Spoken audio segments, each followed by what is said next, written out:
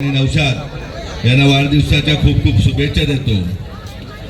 आजच्या कार्यक्रमाचे नियोजन केले ज्यांचा हात कोणी धरू शकत नाही त्या दोन्ही जिल्ह्यामध्ये नियोजनाच्या बाबत ते डॉक्टर गिरीश चौधरी कुडूस ग्रामपंचायतचे विद्यमान सरपंच साहेब व त्यांच्या बरोबर असलेले सर्व कार्यकर्ते सर्वांचे प्रथमतः आभार मानतो की सातत्याने वर्षानुवर्षे कार्यक्रम घेणे ही काही खायची गोष्ट नाही। व्यासपीठावर आलेले सर्व सन्मान्य अतिथी उपस्थित सर्व खेळाडू बंधू आणि प्रेक्षक वर्गात बसले सर्व बंधू भगिनी सर्वांना माझा नमस्कार। आज आपण पाहतोय की निवडणुका जवळ आल्याने बरेचसे उंदर घुशी बाहेर निघून इथे रस्त्यावरती नंगानाच करत असतात, परंतु आमचे डॉक्टर किंवा सरपंच साहेब हे सातत्याने चांगले उपक्रम घेऊन गेले अनेक वर्ष कुडूस आणि कुडूसच्या पंचक्रोशीमध्ये चांगलं काम करत आहेत। मला अभिमान वाटतो डॉक्टरांचा का कुठलेही जात पात धर्म न पाहता जी जिजाऊची शिकवण आहे, जी छत्रपती शिवाजी महाराजांची शिकवण आहे का ज्या समाजातील जे जे चांगले आहेत त्यांना सगळ्यांना सोबत घ्यायचं, जे कोणी भंगारचोर आहेत कोण हप्तेखोर आहेत त्यांना सोडून द्यायचं आणि समाजातील चांगल्या लोकांना घेऊन चांगली दिशा देण्याचं काम डॉक्टर करतात। खूप आनंद वाटतो। आज अनेक लोक आहेत की जी पूर्वी जिजाऊच्या विरोधात असतील तेही उद्या आपल्या जिजाऊच्या बरोबर चांगल्या कामामुळे भले मग आमचा कुणाल शिर्के राहू दे डॉक्टर राहू दे यांच्या चांगल्या कामामुळे अनेक लोक जिजाऊशी संपर्क करतात, लवकरात लवकर जिजाऊमध्ये या विभागातील प्रवेश करतीलच। तशा डॉक्टरांनी एकही ग्रामपंचायत ठेवलेली नाही जे का जी ग्रामपंचायत जिथे आपली नाही आहे, जे लोक ग्रामपंचायतीवर जगायचे त्यांना आता लोकसभेचा निवडणूक आलेली त्यामुळे जिजाऊच्या विरोधात बोलायचं, निलेश सामरेंच्या विरोधात बोलायचं आणि स्वतःचं पोट भरायचं, तेही आपलेच भाऊबंद आहेत त्याच्यामुळे त्यांना पोट भरू दे। जोपर्यंत फुकटच्या लोकांनी कमावलेले फुकटचे पैसे ते ज्यांना दिले जातात त्याच्यामुळे त्यांच्याबद्दल कधी काय वाईट बोलू नका।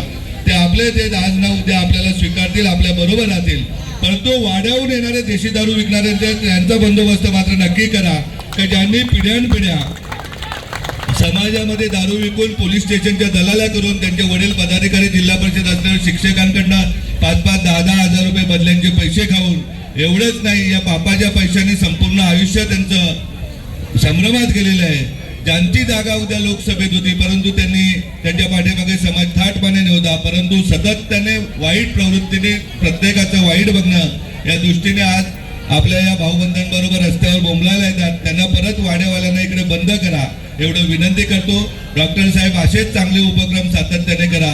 आपल्या जिजाऊचा एक महत्वाचा विषय का आपल्याबरोबर आपलं कुटुंब असतं, आपले आई वडील असतात आणि सर्व भाऊबंद असतात आणि आपली जिजाऊ कधी संध्याकाळी दारूच्या ठेक्यावर दिसत नाही, कुठल्याही इंडस्ट्रीत पैसे घ्यायला जात नाही, कुठल्याही कार्यक्रमासाठी पावत्या फाडत नाही किंवा समाजाला खाली बघायला लागेल असं कुठलंही कृत्य आपली जिजाऊ करत नाही। तर आपल्या जिजाऊ माणसाला वाचवण्याचं काम करते, माणसाला ज्ञान देण्याचं काम करते।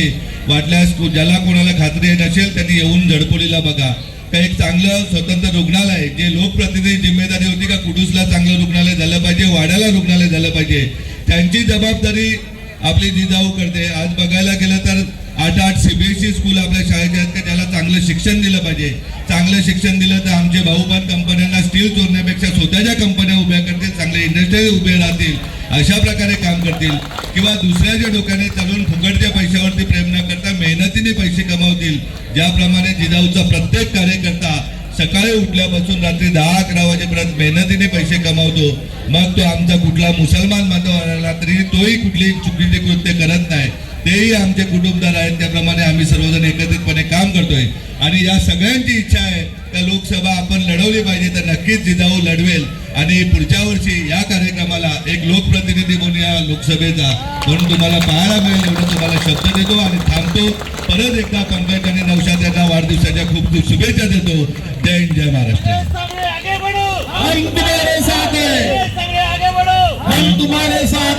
इथे आपण दोन महत्व